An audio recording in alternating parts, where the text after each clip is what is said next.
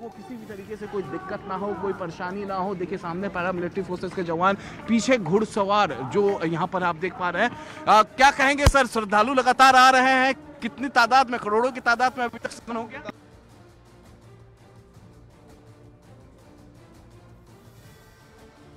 तो पेट्रोलिंग लगातार जो है पुलिस प्रशासन की तरफ से की जा रही है, लेकिन दूसरी तरफ आप ये तस्वीरें, अद्भुत अलौकिक तस्वीरें प्रयागराज से देख पा रहे हैं, क्योंकि आज पहला शाही हम कह सकते हैं स्नान है। उसके बाद आप तस्वीरों में हम लगातार दिखा भी रहे हैं कि किस तरीके से इस महासंयोग महापर्व में आस्था की डुबकी लगाने और दीप दान करने के लिए, परंपराओं से जुड़ने के लिए लोग यहाँ पर पहुंच रहे हैं। और महाकुंभ पर अलग अलग प्रतिक्रियाएं भी बहुत बढ़ाया गया। इसके अलावा जल थल नभ से अलग अलग सुरक्षा हो रही है। तो वहीं साधु और सन्यासियों का जमावड़ा देखा जा रहा है। और आपको हम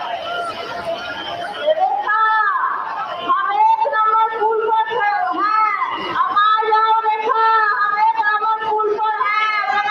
है,